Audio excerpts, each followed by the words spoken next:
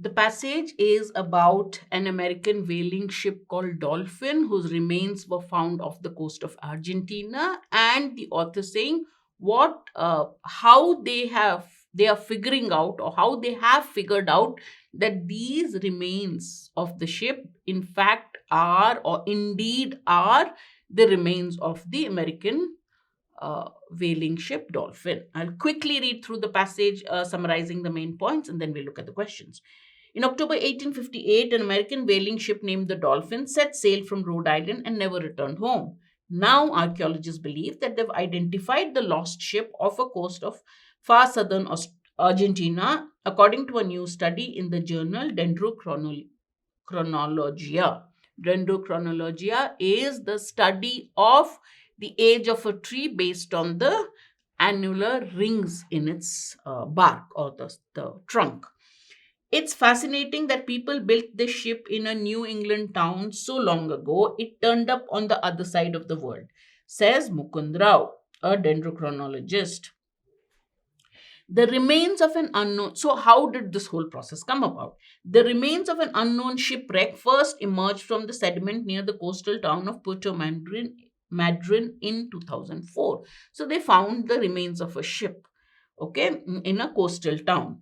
Over the course of the next several years, okay, it took many years, archaeologists excavated the site, found the artifacts that suggested that the vessel might be the Dolphin.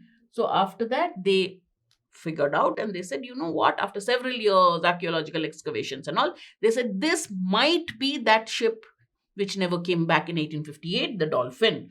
However, they couldn't be sure, and they continued to sift through historical documents in search of clues for the ship's identity. Is there any way, is it any factor that we should be looking for to find out which ship this is, whether it is really the Dolphin or not? In 2019, the researchers had an idea. What if they looked at the tree rings of the vessel's timber, the wood that is used in the ship?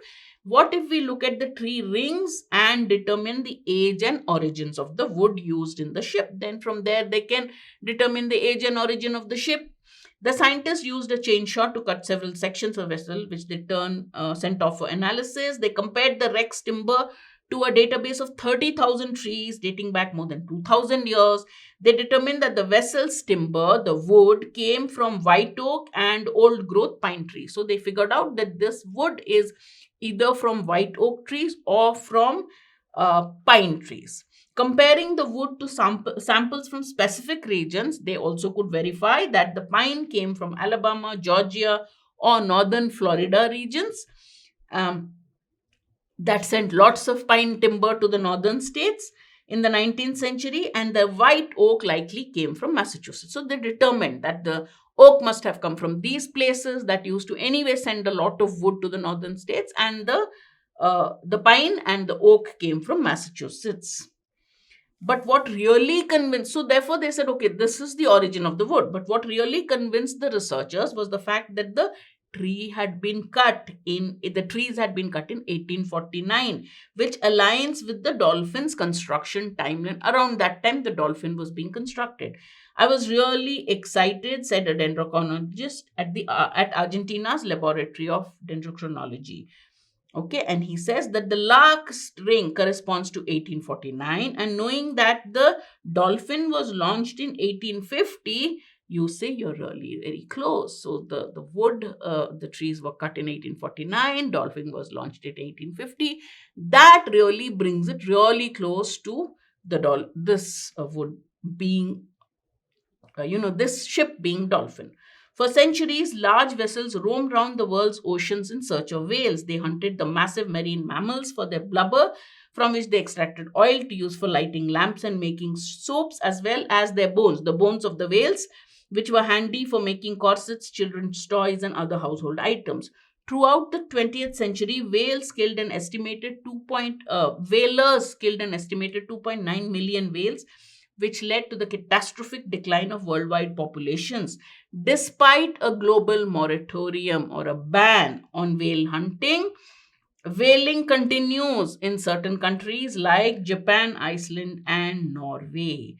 Throughout the 1850s, the 325-ton Dolphin roamed round the Atlantic and Indian Oceans Venturing through the Azores and around the Horn of Africa, the ship set off what would be its last voyage in 1858. Based on letters and historical accounts, it likely crashed in Golfo Nuevo off the coast of Patagonia, the region that is now shared by Argentina and Chile.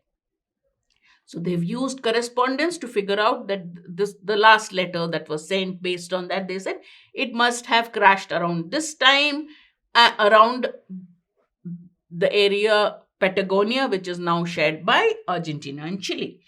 Despite this, the scientists cannot rule out the possibility that the sunken ship is some other American whaler, not necessarily the Dolphin. It might be some other American whaler, because so many ships used to go and hunt for whales.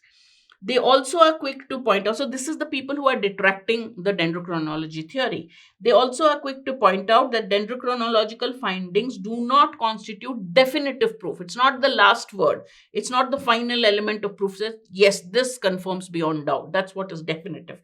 And they've not discovered more conclusive evidence. So this is all the evidence they have. We need more conclusive, definitive evidence. Like the ship's bell, right? Ship's bell normally has the name or the name on the hull. So the bell, the hull, these are more definitive proof, more conclusive evidence of the ship's identity. It's highly likely that the vessel, however, this is the author's last word.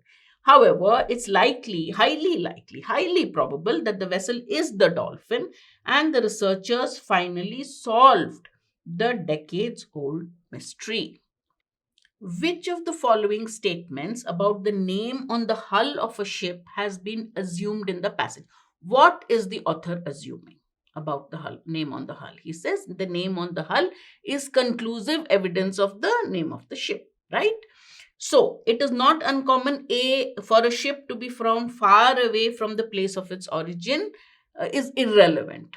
It doesn't go with the author's theory. What does the author assume when it says that the name of the ship, the name on the hull is conclusive evidence of the name of the ship? That's his claim.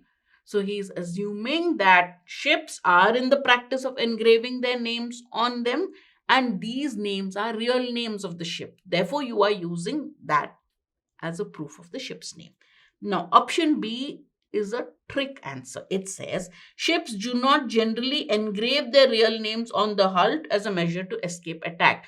If this is correct, it weakens the author's claim. But the question is asking us, what is the author's assumption? The author's assumption is that ships generally engrave their real names. That is the assumption, not that ships do not engrave their real names. Correct? If the author believes that the name on the hull is a mark of its identity, is a proof of its identity, his assumption is D. The name engraved on the hull is the real name of the ship. All right. That assumption is proved wrong by B. But we have not been asked which one proves him wrong. We've been asked what is the author's assumption. Since the author believes that the name on the hull of the ship is evidence of the ship's identity, or he has quoted people as saying that, then the assumption behind that statement is that ships engrave their real names. Therefore, the correct answer is D.